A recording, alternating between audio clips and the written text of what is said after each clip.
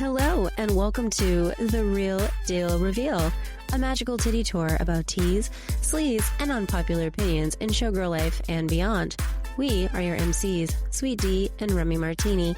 Please take your seats. The show is about to begin. Hey, hi. Remi. Hey. What's happening? I haven't seen you in forever. What's been going on? Forever? Oh, so much. So much has been going on. Because, yeah, it's been a while. So we both took trips to Europe. Yep. Kind of around the same time. Around the same time, yeah. So this is why we haven't been recording. This is why we haven't been here, because summer shenanigans, we were like, we're going to do it every 2 weeks. And then summer hit, and it's just been like boom, boom, boom, boom. Because I have a kiddo. He's out of school. So we're trying to do stuff with him. And then I got sick right out of Texas Burlesque Fest. So I lost my voice randomly. Mm-hmm. And we couldn't record that week because my voice was gone. You were like, wow, you sound like shit. I was like, yeah, thanks. So that's when we released the interviews, because I was like, okay, we'll do this. And then we kept trying to get together, and it was just one thing after another. And then this week, we're like, okay, let's record. And of course I get hit with a cold. So that's why I sound like shit again. So my apologies. Thank you for mustering up. My apologies for sounding like crap. You went to Germany. Mm-hmm, to visit my family. And you went for a girls' trip to the UK, right? I went to London, yeah. First time to London. Nice. And it was so much fun. So much fun. We were there for like almost 2 weeks, and it was a ton of fun. And then when I got home, it was just hit the ground running with the studio. So I've been teaching. I've been trying to manage the social media for the studio. I've been trying to hire people. It's been a slow summer, which is normal for dance studios, but apparently here in Maine, it's very slow because we only get 2.5 months of summer of heat, and people are out doing stuff. And everybody keeps telling me like, oh yeah, come fall is when everybody will be looking for something to do. And I was like, okay. So my brain still hasn't wrapped around that East Coast lifestyle. Yeah. So, if things shut down between September and October for the fall and winter. And so hopefully things will start picking up. Then I've been getting a lot of messages and stuff like that. So that's good. It's just a lot of like, oh, I really want to, or, oh, I need to. And I'm like, okay, let's come on down when you want to. It's an easing period, right? You're just easing in, it's nothing new to work in a studio for me. I've worked in them for forever. But being the owner now, like trying to figure out the scheduling and like all that stuff has been an adjustment. But I also understand that taking dance classes is scary, but to take burlesque and or adjacent dances can be like really scary and overwhelming for people. So I feel like people are starting to dip their toe in, because I get a lot of messages that say that, they're like, I want to, I'm interested, but I'm nervous. Like they all kind of read the same. And I'm like, yeah, no worries. Like, let me know if I can help you with any questions and blah, blah, blah. I've had people like sign up and then like cancel. And I feel like that's them dipping their toe. They're like, I can't do it yet, which is fine. Yeah. So hopefully we'll be adding some new classes to the schedule come the fall. I'm trying 20-year-old Dee that still resides in this body wants to teach all the classes. But 44-year-old Dee is like, bitch, you need to sit down because your broken dancer body might not be able to handle that anymore. So I have to figure that out, and hoping I'll get some more instructors come the fall. So I'm actually meeting with somebody tomorrow that I talked to on the phone, and she sounds pretty awesome and pretty pumped about some collaborations and stuff. So I'm excited for that meeting tomorrow. Awesome. Yeah. And I just acquired a bunch of costumes too for the studio, which I was literally just thinking about. I was like, I think I need to hit up like the Goodwill or something and just get some, clothes to dress up in / use in class. And literally like a couple days later, I got a message from a burlesque friend telling me that another friend was giving up. She was hanging up her G-string and trying to get rid of her stuff. And I was like, oh my God, that's so sad. It always makes me sad when somebody decides to do that. And we had to talk about it. And I completely understand why she's choosing to do it. But I was like, yeah, I'll take all this off your hands because I want like a play closet essentially for my students. And I'll take good care of them. That was like another reason. I was like, don't give them to anybody else. It's like, because I will take care of them. So yeah, I'm taking them to the studio tomorrow and sorting them out and getting them all cleaned up and stuff. And how fun. So I'm pretty pumped about that. So yeah, that's what I've been up to. Yeah. What about you? Huh? What about you? Oh, what about me? Sorry. I'm old and my hearing's going. Yeah, so went to Germany to visit my family, not my first time. Second time. So it's not like I'm a pro. Had an amazing time to come back to the shitstorm that was real life US. Right. Oh, right. Yeah. Yeah, the shitstorm. And people were like, did you see the debate? And I'm like, man, I purposely did not watch the debate because especially after coming back from some, overseas, like we had talked about, you eat all the foods and then somehow you don't gain weight. And yeah, you're walking, but you're not getting that much more exercise. And the food tastes so much better. Like, things that make you go, And on the flight home. And you're like, yeah, yay. But yeah, we got back and, our shop is just kind of, it's nothing exciting like a dance studio. Well, it's just an old fucking cabinet shop. But yeah, that kind of July is, when we have our office, our family office party. We went to Schlitterbahn. Yay! So any Texans out there, especially I'm sure Dee understands like the whole commercial with the little girl in the pool. There's like, come play Schlitterbahn. Schlitterbahn. We have this water park. We have this water park here called, there's one called like Aquaboggin, I think. And then Funtown, Splashtown. It's like a dual. One side is like an amusement park and the other side is the water park. And we took the kiddo there for his birthday. Man, you really don't appreciate Schlitterbahn until you go to the other gone. places. Yeah. You were spoiled with Schlitterbahn. The Krauts really got a kick out of the name Schlitterbahn. Sorry, my family, the Americans refer to the Germans as the Krauts, so they were like, my cousin's wife was very, very excited that we were going to water park. They love water parks there and was like, oh, what's the name of it? And I guess Schlitterbahn basically translates into like highway of slides. Yeah. Or like, yeah. So they were kind of tickled by silly Americans. But yeah, so we did that. And then, yeah, if we've just been working things, business happens. So we kind of had to take a step back. We got a new rig.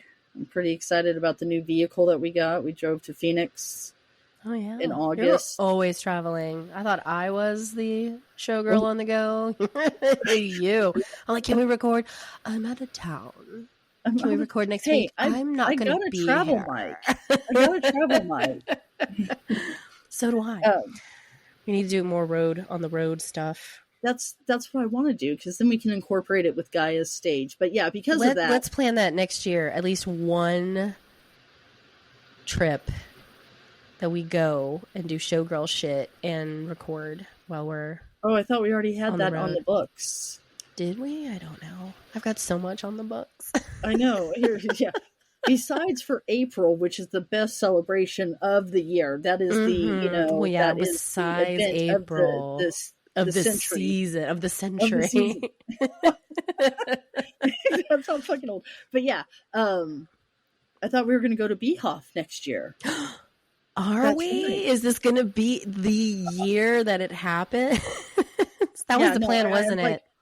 Yeah, we were talking about it. I'm like, okay, I'm willing to do this, but that means I have to kind of step back from traveling in the fall and doing anything because it takes that is an event to plan for. On So, top yeah. of the April event, right? On top of April, yeah. Yeah. Should we tell people what the April event is? Yeah. A celebration. Well, I was going to make an official Facebook post when it got because we're I'm over planning right now. As I like to do, but we're 8 months away from the event. Mm-hmm. But me and my husband are celebrating our 20th wedding anniversary. What? And instead of going to some tropical place and just doing that boring stuff, we've decided to celebrate with friends and family members and renew our vows in Jackson Square in New Orleans next year. And do a second line to a crawfish boil to a courtyard, bar courtyard there. So basically do it up New Orleans style. I'm so excited. I'm so excited. I love New Orleans. My friend just sent me a thing on Instagram that's like, send this to somebody that you would go to haunted New Orleans with. And she's like, duh.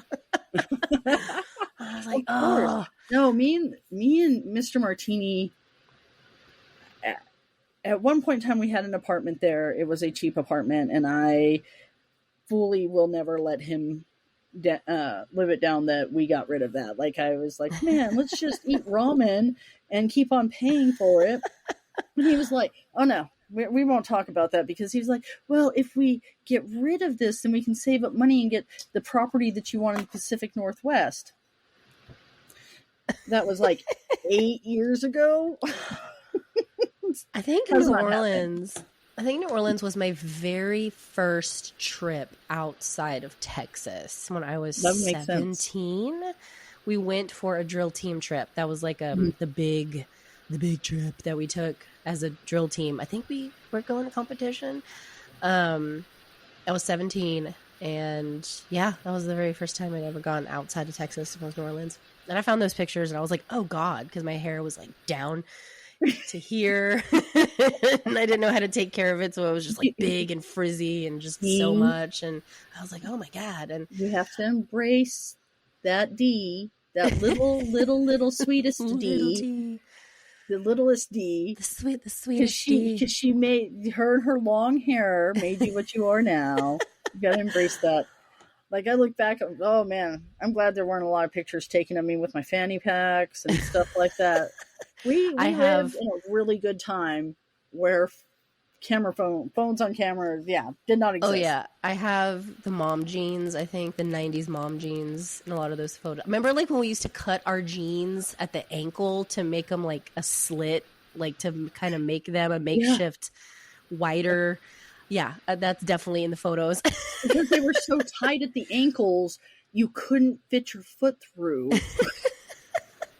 I just did it because I thought it was like cool looking, like an aesthetic thing. But I used to do them on the inside and the outside, and I think this photo has them on the outside because I'm standing at that fountain in the square or whatever, and I'm standing sideways with my other two friends, and you can clearly see the jean ankle slit that I cut into my jeans. Oh my God, I totally forgot about that. I feel like somebody, I saw it online, and I was like, man, I really wasn't hoping that they'd bring that back. But remember how you used to like fold your jeans in and then roll them up so you could put boots on? Right. Slide them into the boots. No, so basically it just made like poofy pants, right? Especially for me. It did. Mm-hmm. It just made poofy pants. And then that ridiculous fad. What were those? It was fucking Keds. It was Keds with the leather shoestrings. Right?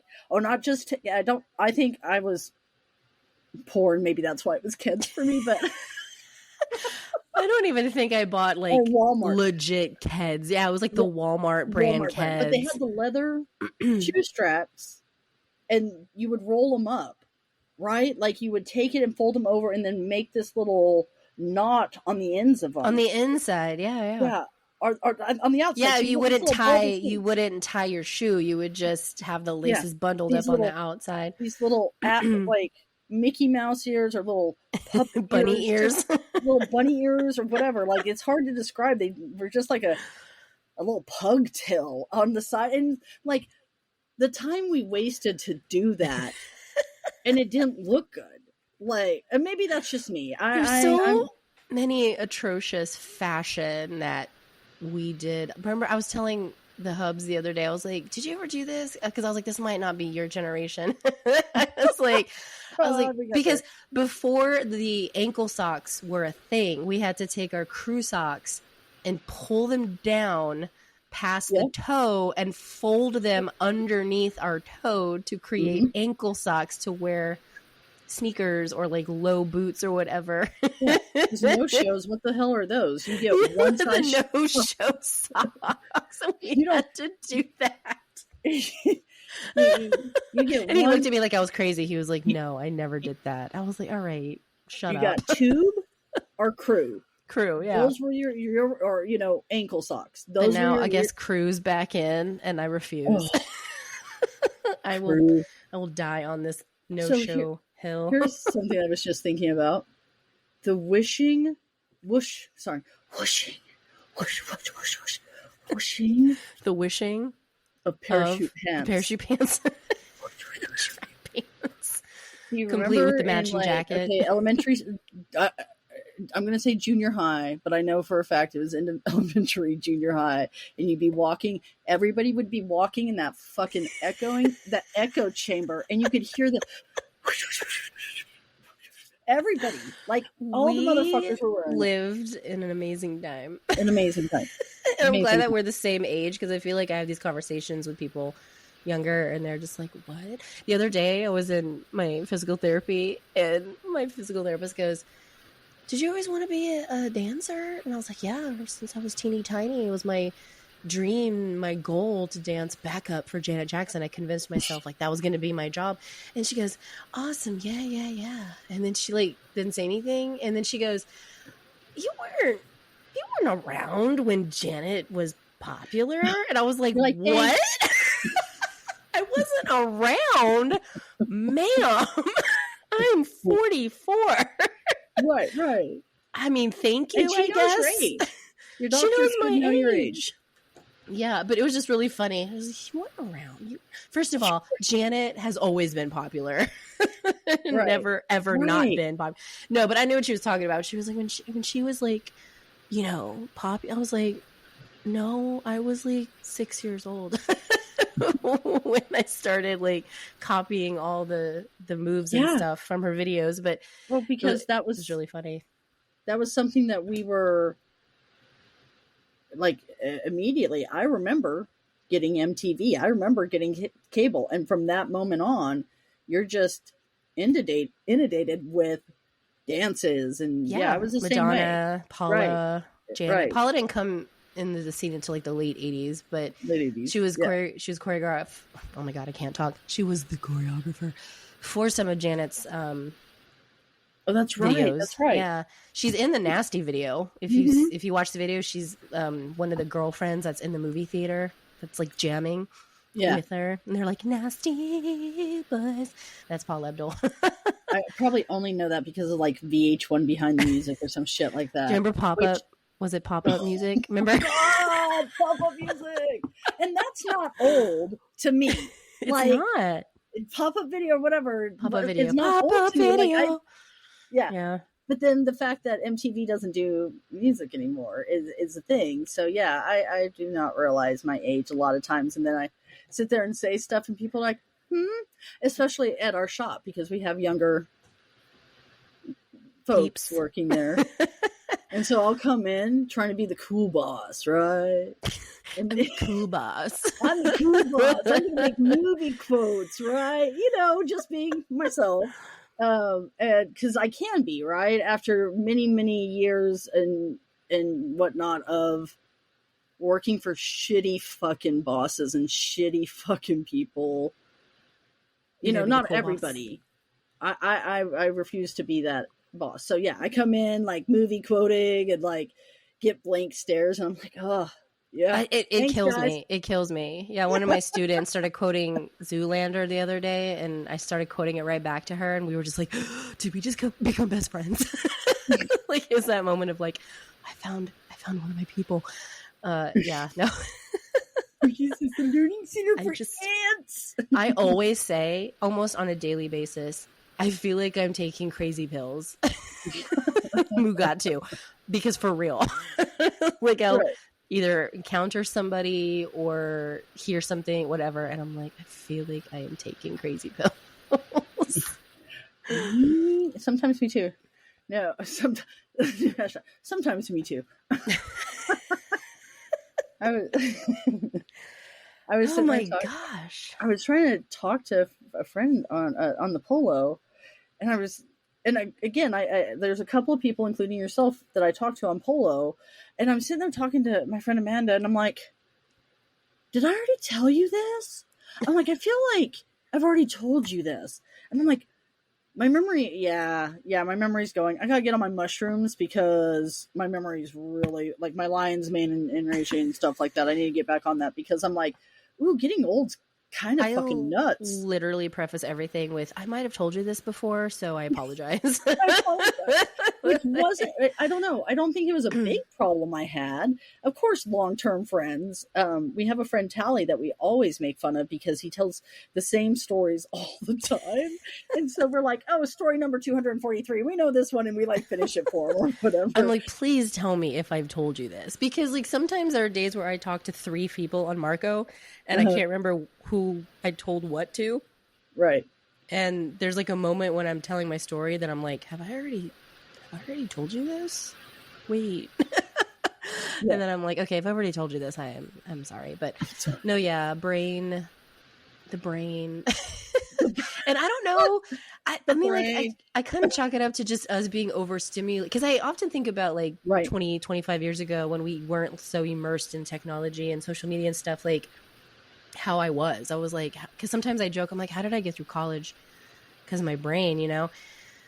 But I think it's just we live in this world of overstimulation now. Like I was telling my friend the other day, I was like, I've been taking a social media break for the summer, and I really just jump on for my studio to post some dance inspo and to post some promo stuff, and then I jump off. Like, and I hopped on the other day, and when my feed refreshed, some random, post came up, and I had this thought of like, I really did need to know that.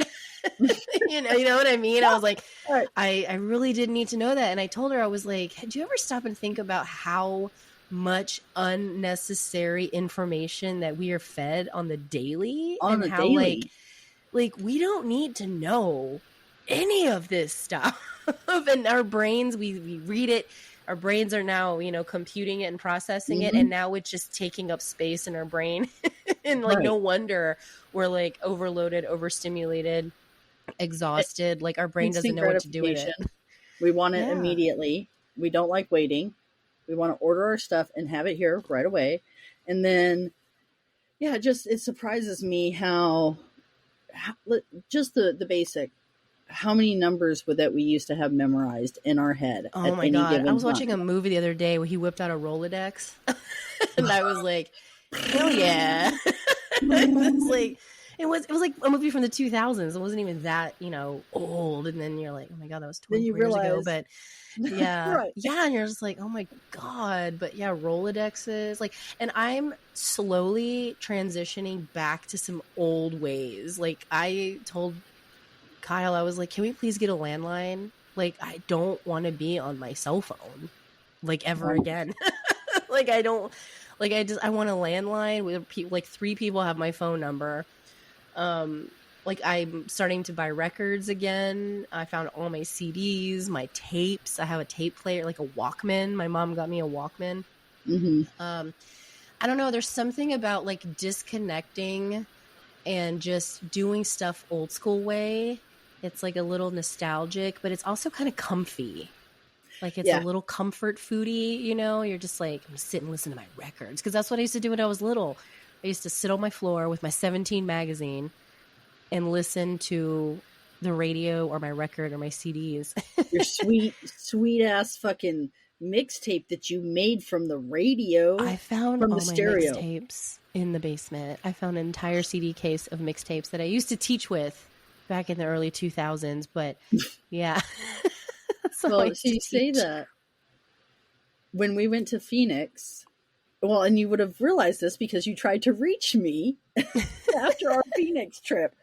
You know, the heat there makes you, and that's the thing is, I'm from El Paso. My relatives live in Phoenix. I'm well aware of what we were driving to in the middle of August, but the heat makes you do crazy things. So yeah, taking your phone into the Salt River and not realizing until you're like, oh, this is a beautiful view, I should take a picture, and then looking for your phone.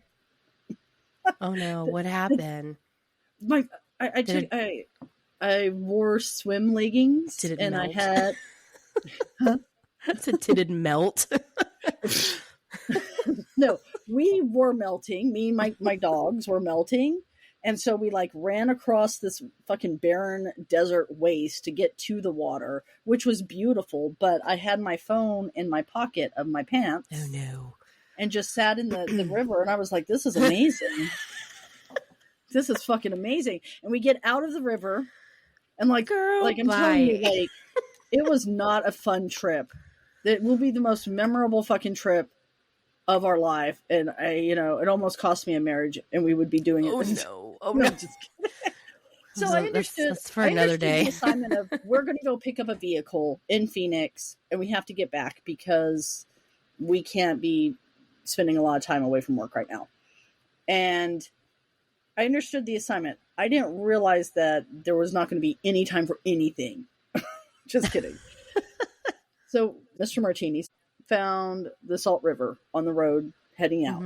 Now, mind you, our dogs, we had all 3 girls with us. We stopped in El Paso and then made the rest of the drive to Phoenix. Our girls have never been in the desert for more, and we're talking El Paso desert, which it's kind of a nicer desert than Phoenix. Phoenix is like desert.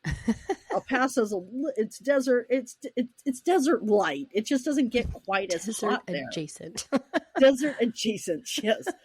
So I'm like, think about it. We go on all these overland trips, and the girls are used to like a day and a half in the desert, and then we're in the mountains, and it's nice and cool, and we're away from everybody. By day 2, we were getting dirty looks from the dogs because they're black. So they're just like, what the fuck were you thinking? Yeah. Like they get out of the vehicle to go pee. They go pee. They come back and they're like, fuck you. And the truck you're riding in, we don't want to do it. Like, you're the worst fucking dog parents ever. So Sam's like, I'm going to make all my ladies happy and take them to the Salt River. One of our dogs on the way back, and I told him, I'm like, man, we should probably be really careful. And he's like, well, just run across the sand. And I'm like, okay. And so him and 2 of the dogs run across the sand away from the water. Diggity did not. My little princess did. Hot diggity dog. It was traumatic for both of us. Her little paws were burning. I was using all my drinking water to cool the rocks. And this was after realizing that, because we'd been in the truck at that point in time for like almost 3 days nonstop, Oh my gosh, yeah. Yeah. Cause we were heading back home. We had already picked up the truck. Like, we got there Friday or Thursday, went Friday morning to pick up the Ruby is her name, the new Land Cruiser. And, I used to have a Ruby. Sam, there's debate. I made the mistake of going, oh, we should name her LC, but then I keep on thinking of that chick from The Hills, so I can't do that. The fact that I even know that, do not hold that against me out there, people. The fact that I know that. I never watched The Hills, but I know what you're talking about. Yeah. But so, we're on our way bringing Ruby back home. And so Sam's like, okay, we're going to go to the river. So the girls are super excited. Well, anybody that knows a blue heeler knows that when they get excited, they're loud, they yip, they bark, they're having a good time. So we're on this river. There's all these annoying, loud college students, but that's not bothering Sam. His barking dogs are bothering him. And I'm like, dude, they've been pinning up in the car for 2 days. Let them have fun. But yeah, I got out of the river and was like, oh, this is just so beautiful. And looking around for my phone. And then we had to deal with the diggity thing. But yeah. And then we drove through the woods of Arizona, which are beautiful. I've only been to Arizona a couple times. Well, and weed's legal there. So, of course, we're like, oh, shit, let's try this market. Because what now? Yeah, they're legal. Yeah. Arizona's legal, but Texas is not. Yeah. New Mexico. So I was like, when have I been to Arizona? Because we performed at the Arizona Burlesque Festival. That's in Phoenix, right? Or is that Tucson? Oh, no. I think that's Tucson. It's Tucson, yeah. But I've been to Phoenix a couple of times, and I think for like work or something. But yeah, it's hot. Like, yeah. It's so fucking hot. Your dogs and their black fur, that's how I feel with my hair. In the summertime, I have to wear like a heat protectant on my hair because it just gets so hot. Yeah. When I go home. Yeah. Completely unbearable. So, yeah. But we did stop by the Petrified Forest, which was amazing. I'm not going to lie. For a bunch of rocks, it was pretty fucking cool. That and the Painted Desert. But yeah, no, that trip was very stressful. And, me being the way I am, we're towing a 20-foot trailer, 24-foot trailer, gooseneck with another vehicle on it. But I was just like, can you please stop in the mountains underneath some pine trees? Because I grew up in the desert. I'm not a big fan of the desert. Just so we're all clear or on the same page. Like, I'll go to the desert and I like seeing pictures of the desert, but like, I'm too pale for that shit. Fun fact, there's a desert of Maine that we went to the other day. What? You're full of it. No, it is called the Desert of Maine. It's pretty cool, I guess. Yeah, like it was neat. Like it was. There's a little putt thing there and stuff, and it's definitely like a tourist attraction. It's like the Sierra, like a beach, right? Yeah. I forget I read the little things there, but I can't remember. But I think something about like used to be farmland and it got over farmed and I don't know, something like that. So now there's like this desert of Maine. It's cute. I like it. Yeah. So Jessica recently told me, my sister-in-law, the botanical garden there by Booth Bay. Oh, we just went yesterday. She said it was amazing. She's like, you need to put that on your list next time you go. And I'm like, well, it's beautiful. Yeah, we went yesterday. It's our second time. That's funny. She just went last weekend. You guys are missing each other. Oh, dang. Yeah. Well, she's nearby, right? She's in New Hampshire, right? Yeah, she's in New Hampshire. Okay, cool. Yeah. But all right. Well, let's get to what we were gonna get. We've been catching up.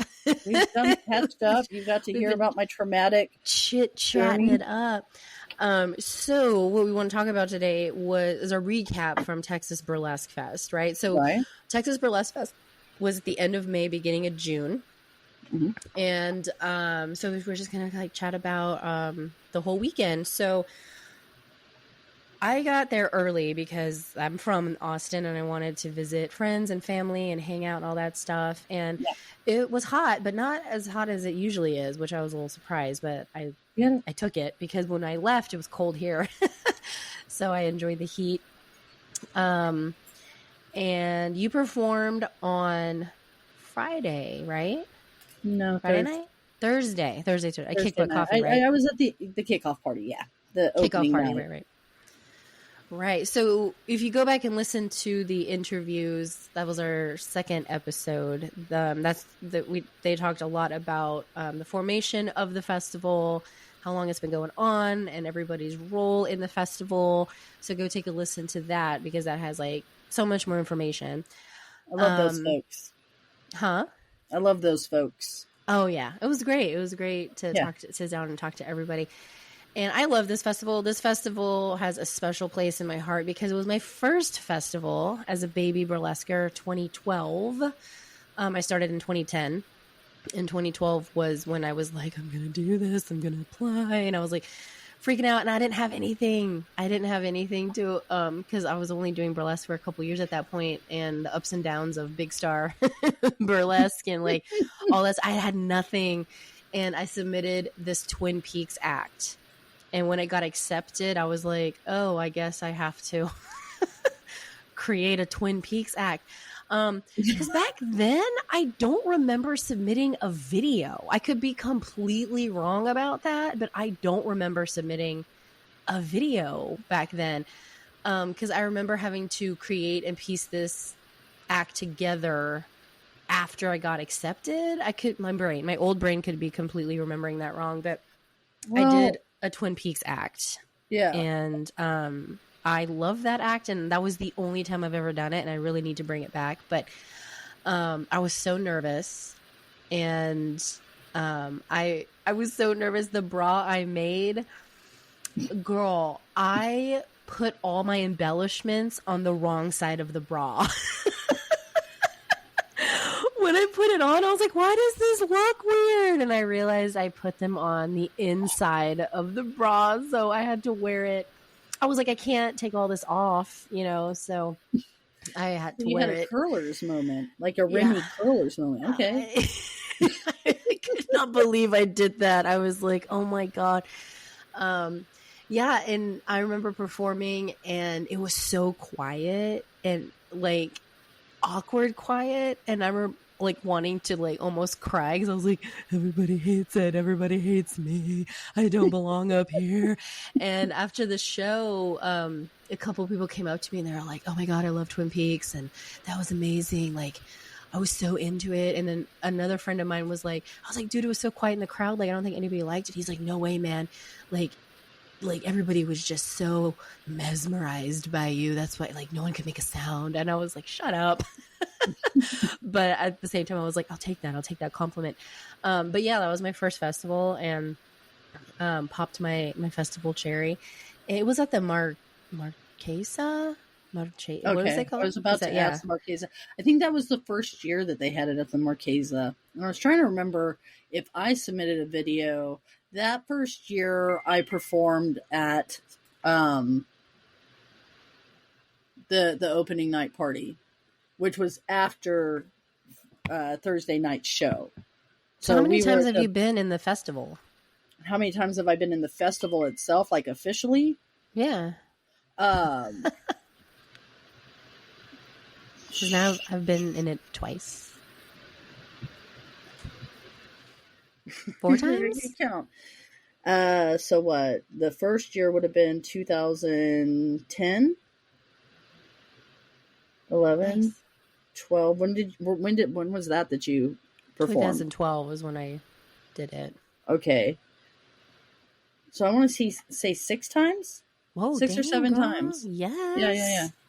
I love it. Yeah. This would be my second time.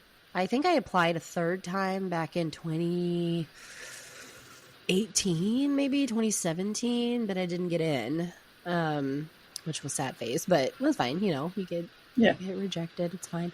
But yeah, I love this festival. And again, like I love Lynn, who's one of the producers. She's my teacher from back in the day. And it's home. It's Austin, you know, it's home. So you opened up the opening night at Kick Butt Coffee. Right. What act did you do? You had the dress with the sequins. The reversible sequins. The reversible sequins. My Stroker Ace act. It is the one that basically I rub myself and change the sequins to the act. And it's done by the lovely Mike Patton with his fucking sex voice. And it's one of his side projects. If you're a Mike Patton fan, you definitely know of Lavage. But, you know, I was sitting there, my husband, that is one of my favorite acts. I do like that act a lot. Just because it's super fucking sexy and there's enough room for me to play super sexy with it. And you do it so good. You do it so well. Did you see my face? We try to sit in the front-ish row. Yeah, I saw your face. I think we're in the second row. Me eyeball fucking you? Well, and what's funny is I'm sitting there thinking about it. So I had a few friends, wonderful friends. You and Kyle were in there. Or sorry, Mad Max. Are you trying to think of his name? Mad Maxim. Yeah, Mad Maxim. Were in the audience, and then I had my super fans, Gigi and Francisco, in the audience, which is another couple that I really love.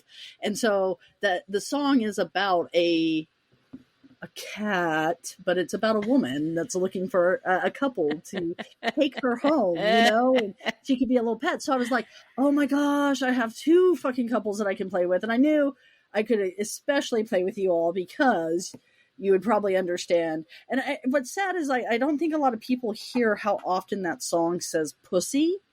But it No, says I didn't. pussy. I did Yeah, not hear it that. says No. pussy a lot. So I kind of like the fact that I'm sitting here playing to this song that's like, stroke that shiny coat, but then like underneath it, it's saying pussy a lot. And I can only approve of that. And I don't think a lot of people have gotten that. I debuted that act at Texas Burlesque Fest at the Marquesa, I want to say 2000, was it 15 or 16? No, 2016. I do believe is It's when a I good debuted. act. You need to bring it to Maine. I'll bring it to Maine. That'll be We'll figure it out. That's an easy traveling act. I'm about to perform at the first annual Bragg Festival in El Paso, and I was hoping that would, going to perform in September, and I'm bringing my High Times act, which is not an easy act to travel with, but thank goodness it's a road trip. Location. Yeah, that's the thing when you submit to festivals. Like sometimes you've got these really amazing acts, and then you're like, I have these huge props. I have these huge, costume pieces that don't travel. Like right now, I'm in the middle of making fans that don't fold, and I'm like, how am I going to travel with these if I ever, submit this act? Yeah. So, yeah, like it's hard. Like I think it was Arizona Burlesque Festival. I saw somebody perform like on a throne, and I was like, was that already here? Did they bring that? Did they drive that here? Because I think they were from like Minnesota or something. But I was like, did they drive here with that big old throne? So yeah, like that's the thing about it's like if it's a close enough festival, like we were gonna apply to Montreal. That's a 5-hour drive. So like that would be an easy like pack up the car and go. Yeah. We missed the deadline, so maybe next year. But yeah, like you really got to think about that when you're submitting. Yeah, and coming up, heck, actually, I think it was either my first or second Texas Burlesque Fest. And I want to say it was my first because there were a few performers that came from Chicago, and of course I fell in love with all of them. And there was one performer that did this. Oh, I'm trying to think of the character's name, but basically she came with a huge fruit hat, right? Like it was why can't I think of the act? Very tropical. You're talking like Carmen Miranda? Yeah, Carmen Miranda. Thank you. Is it okay? yeah, Carmen Miranda. But yeah, she came. But the fact that she had to travel from Chicago on a plane, and she had a PVC pipe we're ingenious, right? We're like, okay, well, how are we going to make this thing to like where we can travel with it? Okay, I'm going to cut this PVC pipe, this huge, easily 12-inch in diameter or whatever. No, it had to be more because it was a headpiece.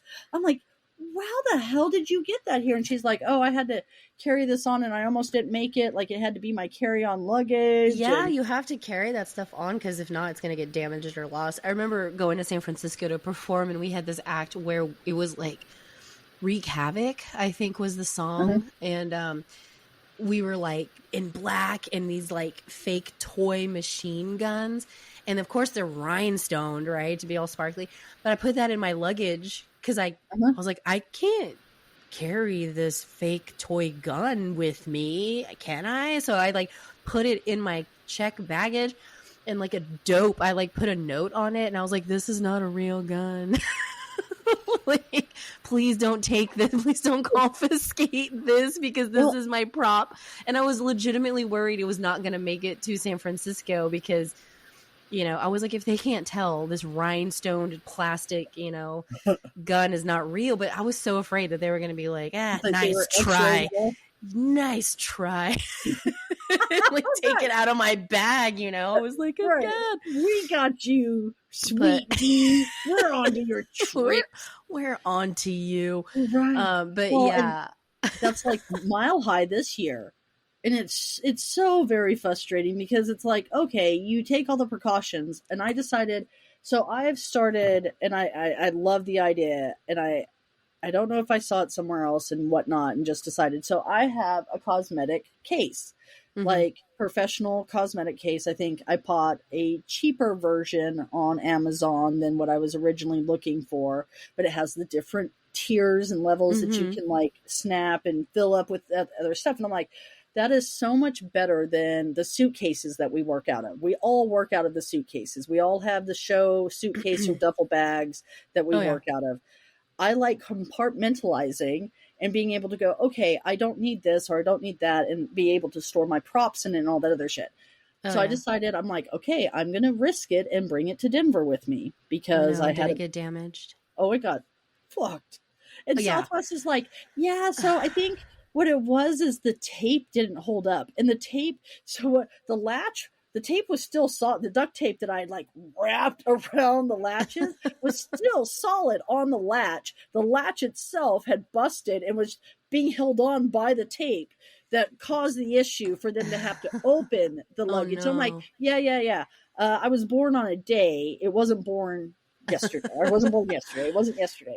But Yeah, I have a lot of different burlesque travel situations yeah, because I'm like, yeah. am I okay, depending on my costume and the props, like which suitcase am I going to take, or like which carry-on am I going to take? So I've got a makeup case too that I took to Ohio and that got damaged. Mhm. And I even carried that on and it still got damaged because the Uber driver put it in the back seat and then slammed the hood on it and scratched the fuck out of it. And I was like, oh my God. So I had to put a Rock and Roll Hall of Fame sticker over the scratch because it was bothering me so much. And then now I've got something called a Diva Dolly. This thing is the most glamorous showgirl trunk. I got pink glitter, of course. This thing is Oh, humongous, but it's got 3 drawers. It's got a place for your makeup. It's got a rack for your clothes. Like, it's the most amazing thing. But there's no way in hell that I could ever get this thing on a plane. This is strictly for close travel purposes only. And it sucks because it would be perfect. It would be perfect to store all of your stuff. It's got wheels. It's got the 360 rotating wheels. It's like everything. I installed lights in it too. But yeah, there's no way I would ever put that in the luggage and see, part of now the I want to airplane. see this. I'm like, let me No. search this. What is this? It's called a Diva Dolly. It's the most amazing thing ever. And they have 2 sizes. The one I got was like the big Mamma Jamma one. It's like, this holds 5 to 7 costumes. Yeah, no, it doesn't hold 5 to 7 showgirl costumes. But it definitely holds a lot. I think I've squeezed 5 costumes in there of like the smaller kind. Like, Okay. if I have a boa or anything, I have to take that separately because it won't fit in there. But yeah, I love this thing. It's just so big, and it's delicate too. Like, there's no way that I could fly with this thing. It would get damaged so easily, so fast. Oh, see, and maybe that's what we need to come up with, is something that's like that, but not a delicate flower, because some of us sparkle but aren't as delicate. Our bulls in China shop for the girls like me Oh, that yeah. sparkle but can tear some shit.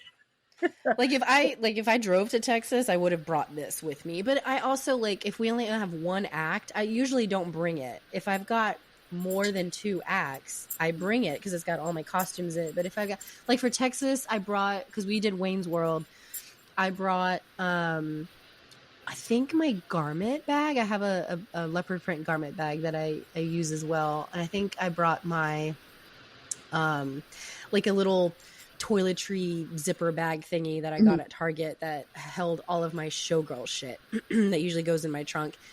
So I had to modify, like, you know, Wayne's World's got a lot of costume pieces, but they're not big pieces. Yeah. So I just folded all those up in my bag. And I think I brought like a duffel bag with me too. And that was like it for that. You know, it was pretty easy, pretty simple to pack that up. No big deal. So yeah, it just depends on what the act is. I try to submit acts that are easy to travel with. But man, you know, sometimes you're just like, that's not what they want. I'm going to shoot my, that's not what they want. Like, I'm going to shoot my shot and, like, you know, and if they say yes, cool, I'll figure it out. If they say no, then no big deal. But because I keep thinking of like a Chase Lounger, like you can't easily travel with that. Not at You all. know, unless you Not at can all. put it in a car, you know, and drive with it. But Yeah, and have the yeah. time to drive to these wonderful locales.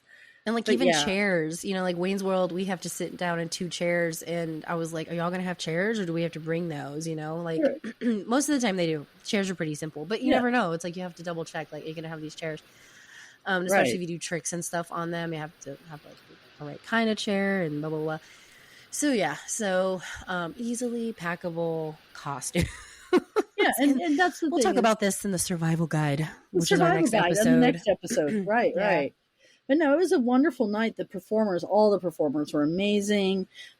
Kick Butt Coffee was a great venue. So good. It Yeah. was There really was, a yeah. nice, intimate little venue. Green Room was excellent. There was plenty of room for everybody. There was no crowding, and in Texas, that's a big deal because it gets hot even in May, Oh, yeah. right? Oh, yeah. Like you're sitting backstage, and I don't. For me, I'm sweating, and I'm like, yeah, this is exactly what Having I. a green room or just a nice, ample space is so key. Like, I just talking to a friend of mine the other day, and they were like, we almost got into a fight with a patron because we were changing in the bathroom and they were not happy about it. And I was like, wait, what? And apparently some patron, some chick was like banging on the door violently and yelling at them. And they were like, whoa, you know, and Yeah, where are they supposed like, to change? You think we just like yeah. Where yeah, and like a lot of times the venues don't think about that, and when you arrive with all your stuff, they're like, "Oh, I guess you can go in there," you know. I've changed in a kitchen, No, like we've I've all changed in in the a kitchen. storage closet. I like, change in the yeah. kitchen with all the band members. I'm like, yeah, thank goodness I'm not a fucking shy person. Right? Oh yeah, yeah. Like I remember changing. So I forget where it was, but it was a window right to the kitchen. And I was like looking at everybody cooking food, and I'm like, here are my titties, get a good look, you know, like, yeah, like it's just, you know, and like it really is. It's so clutch to have a good. It doesn't even have to be like a dressing room, you know, or anything professional. Just like a nice ample space to like spread out and get changed in peace, where people aren't gonna be knocking on the door trying to use the bathroom or like, you know, invading your space, you know. That's a biggie that I've realized how many people are trying to peek behind that curtain, behind that door. They want to, and it's like, is the tease not enough on the stage? Like you really want to get I am the type of performer that does not like to go into the public space until after I've performed, because I want my costume and my act to be like a first, you know, reveal or whatever. So if I don't have a robe that can completely cover my costume, I won't go out there. I won't, you know. And so like having to change in the bathroom like really sucks, because like, one, you're going to be seen. Two, you're like trying to put on fishnets and your cooch is out and your like nipples are out and you're trying to like put all this shit on, and there's a person that's like, excuse me, can I just like wash my hands? And you're like, yeah, sure. You know, like it's so weird and awkward, and you're like, well, you've already seen my like everything I'm gonna reveal on stage, like, oh, you know, it's just. But you don't get the sexy. You get the let's get this shit put on, which it like is sexy. You know, let me tell you, like when I'm backstage with all the sexy bodies and they're all in various stages of nude. But again, it's not what you pay your money for. There is a ritual to me. Getting into your costume is very ritualistic and very sacred to me. Like, I don't know how everybody else feels about it. And to be bombarded with people like trying to reach into the broom closet or trying to get into the liquor closet or trying to use the bathroom, you know, you're like, oh, sorry, you know, like there's been a couple of times where like I had it, and you know, you just like throw back a couple of shots and you're like, fuck it, because it's so stupid. It really is just so stupid. You're sitting in there in this broom closet and you're like, I am questioning the decisions I've made in my life. You know, like if I knew that burlesque was going to be this glamorous, or yeah, and people don't know that. Yeah. Like, and when you do have like a dressing room, I remember like performing in Long Beach, and there was a beautiful dressing room in the back with like the lights on the mirror, you know, and everybody had their own little space, and you're like, oh, I have made it, you know, and then your next 5 shows, it's like you can change in the liquor closet, and you're like, oh, okay. Okay, thank you. Humble. So thank you for all the people, all the producers that have space for their performers to change and get ready in. Well, and that being said, thank you for, you know, the producers that put on shows at, you know, the venues that they have, right? Yeah. And sometimes we do what we have to do to put on the show and make it happen. But sometimes it's not the most pleasant. It makes, you know, if it's not for the bad times, you wouldn't really truly appreciate the good times. I just have to explain why I was so excited about the, well, and that's the thing. I really do. And that's why I appreciate the Texas Burlesque Festival production, is because you have these producers, and most of the festivals, I feel like a lot of them realize, you know, what makes it pleasurable, you know, like, of course we love performing for the audience, and of course we'll change wherever we have room to change, and, you know, the next girl will pick up my undies and I'll pick up hers because we don't have a stage kit. You know, we don't have a kitten, we're professional here. We're going to fucking make it work. But I'm a goddamn professional, Well, yeah, so that's good. That's good that you had that space at Kick Butt. We performed at the Long Center, which I had never even been to, because I think by the time the Long Center was built, I'd already moved out of Austin. So that was the first time that I had been there, like, at all. Yeah, so and we had a beautiful space backstage. We had 2 different dressing rooms, which gave us even more space. We had racks for our stuff. We had places to set up our makeup and our, you know, and we even had a TV backstage to watch the show while we were backstage, which was amazing, because that's always a thing. She was like, oh, I'm missing like the show or whatever. So that was a lot of fun too. It really is like a game changer with your performance. Like, yeah, we're professionals, and yeah, we can do it wherever, you know, but it just really is a feeling of just like, we've made it, Mom. We've made it, you know, like when it's a professional theater or like a professional setting, you know, and so yeah, with the lighting and like the seating and all that stuff. So like, it was just, I don't know, it was a lot of fun. It was good. So no, the Long Center is really nice. The last time before the pre-pandemic, that was the last place that I had performed with Texas Burlesque Festival. And I was like really impressed with, because you like walk back there and you're not expecting it to be as big, right? Because it's a Long Center adjacent or whatever, and so you're it's like underneath it, it's all underneath. So you go into what is the Moody Theater? I could be completely wrong. Is that what it's called? No. There's like Moody's across the river. What kind of former Austinite? I haven't been in Austin in a really long time. Suck it. Okay. No, but it's a little theater space underneath. Like, what is it called? Why am I drawing? Again, I'm losing my mind. Absolutely losing it. I'm like, that was what is it? Why can I not remember it either?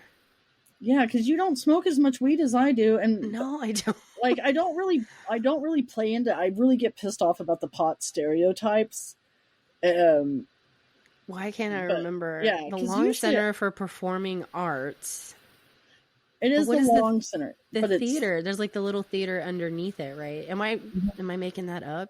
Rollins. Rollins Theater. Oh my God. Jesus. Oh my God. Okay. Jesus. But yeah, so that's where that's where the second and the third day, right, of the festival. So Friday and Saturday night were there.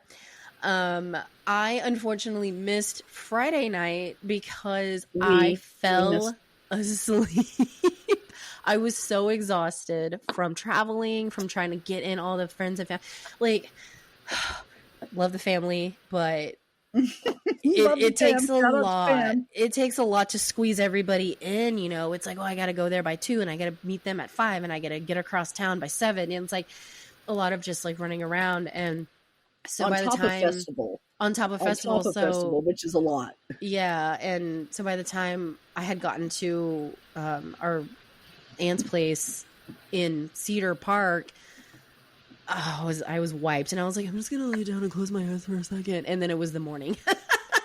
I was like, ooh, well, then yeah. Yeah, I missed it too because I made the mistake of going home, and I live at easily You live 45 far. minutes. Yeah, because we don't Cedar like Park's people. not close either. Like that's a drive No, too. So like, yeah. So I hated that I missed it, but man, like when your body gives out, you just gotta listen to your body, and I just tapped out. But also like you kind of have to gauge your wellness when you're doing festivals, right? Because some festivals actually have classes, and people are active and they're moving and like all that stuff. So like when I know which day I'm performing or whatever, I have to gauge the day before, because it's like a lot of the festivals have after parties. So it's like, do I want to go to the after party and stay up till 2:00 in the morning and then have to perform the next day? Am I going to be able to handle it? Am I going to be all puffy? Am I going to have dark circles? Am I just going to be cranky? You know what I mean? So you kind of have to gauge that too. So I'm kind of glad my body was like, no, bitch, you're going to sleep tonight, because you've got this show tomorrow. So, because I feel like I would not have. Brought to you by self-care. I would. It's important. Another thing we're going to talk about on the survival guide. Because I wouldn't have. I would have gone to the show. I would have gone out. I would have stayed up late, because you really want to take it all in. So yeah, but my body was like, no, you're gonna sleep. So I'm glad I got my rest. So we performed on Saturday night. And we loved everybody that performed on Friday night. I just want to say that. I know there were a lot of amazing performers on Friday night that I missed. A lot of friends that I missed. Yeah. And I hope you understand that I still love you. I did have another 100%. performer threatening my life if I did not make it to Saturday night show. Was that just me? That was you. Hold on. No, okay. I just want to say this about my performance night again as a recap. I was assaulted by everybody that you didn't give shirts to. By these two damn women. Are you talking about me again? D&B.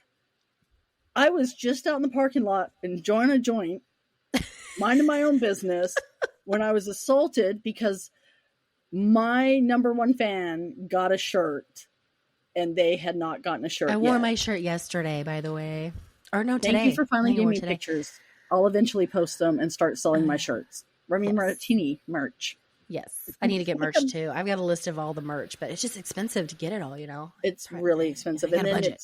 Got a ball on a budget. Yeah. And then you run the risk of going, you have people assaulting you in the parking lot for their free shirt. And you're like, hey, just so you know. But then like what we had talked about, like they're really good shirts. They're really soft. They're really nice shirts. Will somebody pay me $35 for it or $40 for it? Right. We got the crew coming in. Can y'all be quiet?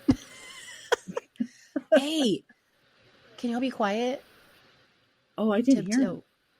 Tiptoe. But yes, that was my recap from, and then you and Mad Maxim. So this was Mad Maxim's festival debut. He debuted in January with me. We did a duet for the boy band show in Portland. And what had happened was I had applied with my other duet partner, and she couldn't make it. And I was like, oh, man. And I was like, okay, I want to see if I can switch him out, because he knows the choreography. Like, we just need to practice it and get him the costume and everything. So did you see him tiptoeing back there? He's so dramatic. Stop it. He's a cutie. Oh my gosh. They're both cutie.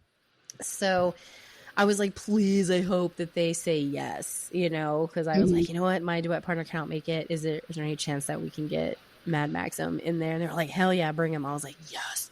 So we practiced, and So I had to disgusting. change. I had to Just so change we're a couple clear, things. I offered my services and was You did. declined. You did. Denied. Shot down. How are Like, we oh, going to no, practice far we away? can't do this. Too many fast movements. And I'm like, okay, Dee, I love you. Bring your man. Hey, you told me that you can't do fast choreography. So I was like, all right. Not with my knee. Then you're out.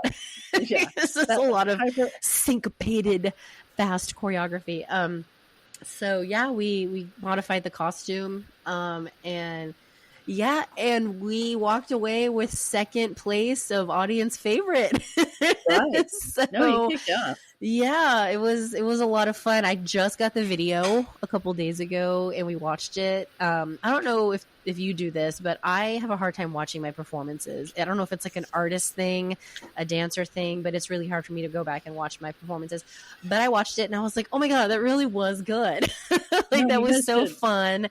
Yes, you did great. Yeah. And I'm glad we didn't miss it. Sam was there, right? Because we had a subcontractor's wedding that we were invited to. I was nervous. You guys weren't going to make it. When you're invited to Latino's wedding, you don't. Well, they're like 19 hours long. Right. Can't confirm. No, right. Yeah. It's kind of an honor to be invited. And then I guess they got Sam tipsy. So he showed up right as you guys were starting. And I'm you're lucky you didn't miss him or she was going to kick your ass. And then he was reeking of like fucking cerveza. He's like, I was cracking up because Mad Baxham's family was like in the second row and they were like losing their minds. They were. His cousin-in-law, I guess, is very conservative. And I was like, does he know what he's getting into? He's going to see a lot of titties. Does he know? But that was kind of like his cousin's whole, she's like all about it. She's like, oh yeah, we're going to be there. We're going to be in the front row. So they were losing their minds. But you guys were sitting next to them and you didn't know that was his family, but you guys were sitting next to them. And later in the evening, she came up to me and was like, oh, I met this couple that we sat next to and they're like super into swinging. I don't know what she said. And I was like, Remi? I like looked at her like, what? Because she was like super into it. She was like trying to hook us up. She was like, oh yeah, like this couple that sat next to, and I was like, what are you talking about? That's my friend. That's like, unless there's something I don't know, like I'm not going to say I wouldn't be opposed to it, but a girl doesn't kiss or tell, or maybe. But it was, eventually the couple she was talking about, she came and introduced us and she's like, they're going to be going through Maine on vacation. It's like one of those moments where like you're, meeting somebody and that it's kind of like that awkward moment of like, okay, well, good to meet you. I'm going to go over here now. Hope you enjoy your trip to Maine. Because I'm like, I don't think we're going to meet up or whatever. You know what I mean? And I love that people so nice to meet you, but assume, oh, these people swing. So do you. So you're going to just swing together, right? Like just swing together. It's not pickleball, right? Like we're not just going to go play pickleball together. There's a whole, I don't know. For me, I'm a high maintenance kind of gal. There's a whole procedure that needs to be done, like dinner, maybe drinks, process, little Q&A, some dirty chat back and forth. A lot of vetting, a lot of but I just, it was funny when she was like, this couple next to me, and I was like, Remi and Mr. Martini. Laughing so hard. Yeah. Good All I know times. Is that I knew good that times. They were relatives. Oh, sorry. Go ahead. Yeah, no, like good. Yeah, it was his aunt and his cousin and cousin-in-law. Who was tipsy? They were all. Oh, it was aunt. It was the aunt. It was aunt. Yeah, you could tell the cousin was. She's wild. I love her. Anytime we come to town, she's like, "What do you want? What do you need? I got you. It's like the second we were like, "We're performing," she's like, "Tickets front row. Got him. Boom." Yeah. So, yeah, I love aunt. I'm excited. Auntie. I'm going to have my first family members ever seeing me in El Paso perform.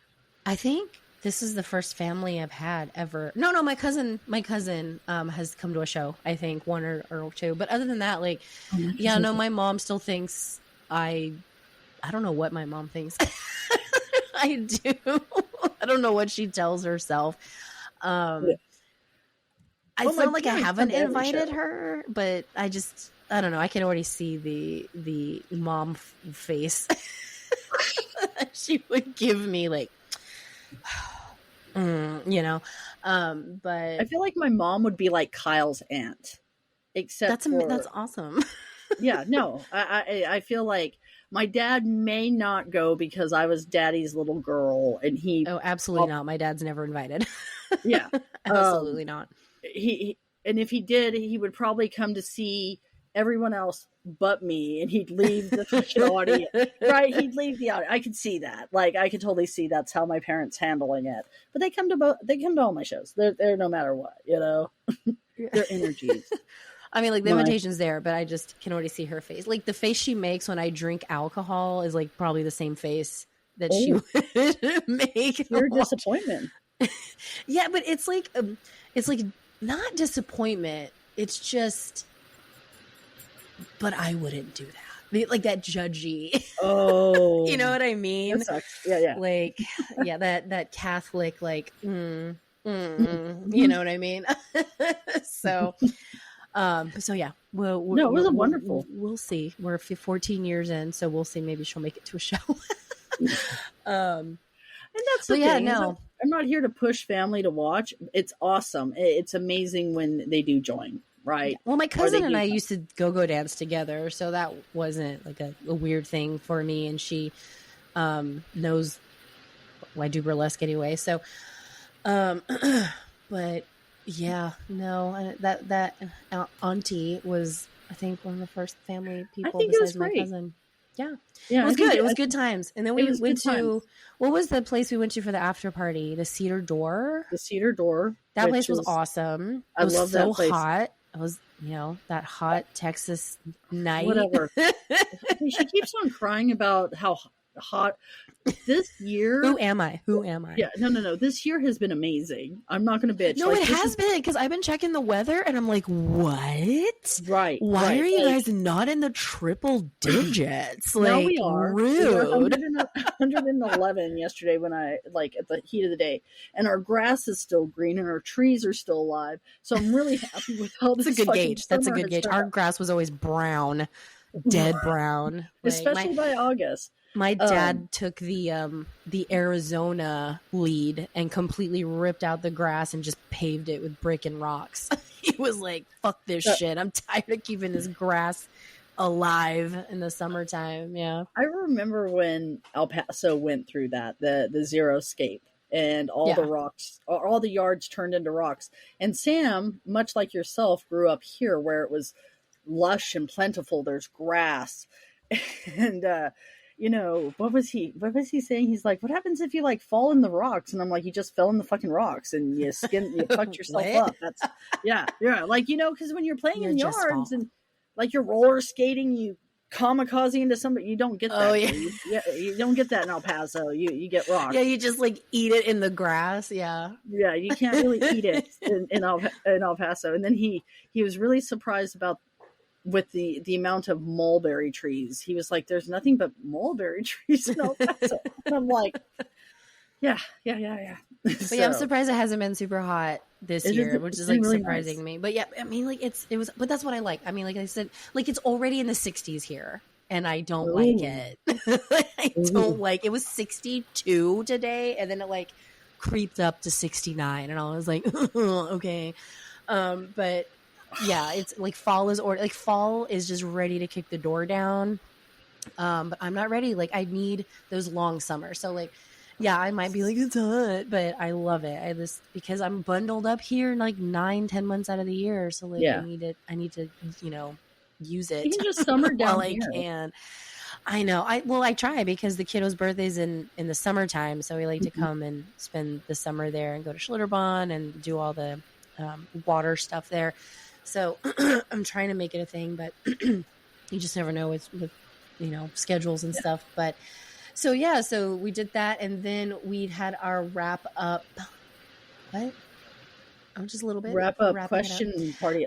We did our Q&A with Tigger and Coco Electric at Kick Butt Coffee for our brunch wrap up. That was Tigger. That was great to ask them a lot of industry questions and get their experience and point of view on, their burlesque journey. I really loved hearing that. And I got a signed photo from Coco, and it was the first showgirl photo I put up in my studio. So she started my wall of showgirls at the studio. I still need your photo, Remi. I know.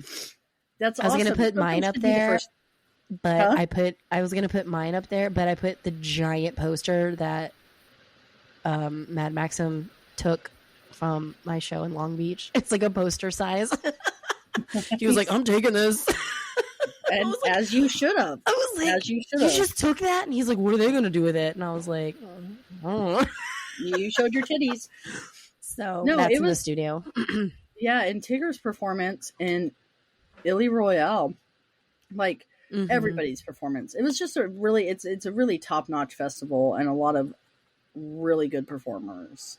And on top of that, the extracurricular activities that they do are great. Yeah. Same. Yeah, I saw. Like, chill out. I'm almost done. Look, I'm not going to lie. I have not had a cheeseburger in quite some time. And so I've been craving a cheeseburger and fries. And he's like, you want me to stop at McDonald's? And I'm like, that's not what I mean. If I'm going to get a burger, I want a gourmet burger. You know what I mean? Or at least the Page Roadhouse where, it's, burger. Yeah, it's a good burger with good fries. But it was wonderful talking to you. I'm going to pull one card. Pull it. But so that was it. That's while you are pulling that card. So that was our wrap up of the Texas Burlesque Festival. We had so much fun. I was sad to leave, but literally about 5 days later, I went to London. I wasn't too sad to leave. But I'm coming home in November. I'm going to see you, right? I'm coming home for Thanksgiving. Oh, you're coming home for Thanksgiving? No, we haven't talked. Me and Dee have not talked very much, and I do apologize. Life has gotten away from both of us. Summer's crazy, yeah. No, I'm coming home for Thanksgiving. In the summertime when you never talk to people. I'm just kidding. So I hope I get to see you in November. Definitely. I will have just turned 45. Fucking Scorpios. 45. Wow. Oh my God. How did that happen? That happened last year for me. And then we went to Salem. I feel like I woke up and just 20 years just flew by. But yeah, so I would have freshly turned 45, and I'm actually flying in on my brother's birthday. He's a Sagittarius. Oh. And I'll be there for probably a week, I think. Okay. So yeah. That'll be fucking badass. I am totally down to hang out. I haven't been in a while for Thanksgiving. Thanksgiving used to be our jam with our family. But I haven't been back in a really long time for Thanksgiving. So this is our first year back in a while. Well, let me know. Mr. Maxim's cousin is having a baby soon. So we'll be there for the baby. So yeah. Yeah, let me know. Sam, Mr. Martini is giving you the look. Death looks. So many death looks. Yeah, no. Thanksgiving is his favorite Mr. holiday. Mad Maxim's giving me the look too. Yeah, Mad Maxim and Mr. Martini are giving dirty looks. Yeah, we're getting dirty looks from our sig figs. Significant others. Don't look at me. That was not look. Oh my God. You two. Behave, boys. God. All right. And then the kids came in. Okay, so I let know. me go ahead and say, I pulled the sovereign at once. Okay, kids, out the room. Out the room. It just turned chaotic all of a sudden. Oh yeah, I'm coming out. I'll be out in a second. Give me the short version of the card pull. Yeah, so the card that was pulled was Sovereign of Wands, which this deck is one of my favorite decks. It does not do genders. It is empowerment, confidence, and warmth. It is basically the Queen of Wands, which is all power, creativity, fire. So I think that's a good note to end on. I love that, especially with this last full moon we just had. It was very chaotic, but very powerful. At least it was for me.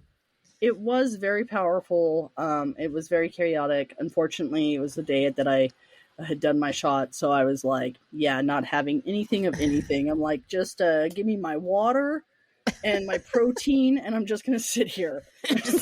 just gonna sit here. Yeah. So the same kind of vibes. Yeah. I'm just gonna sit here but no, it was.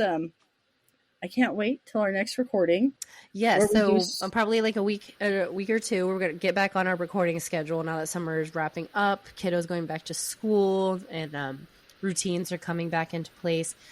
So our next episode is going to be the Burlesque Survival Guide. Burlesque Festival Survival Guide. Burlesque Festival Edition. Because we talked about this a little bit while we were there. And we were like, dude, this would make a good episode. So...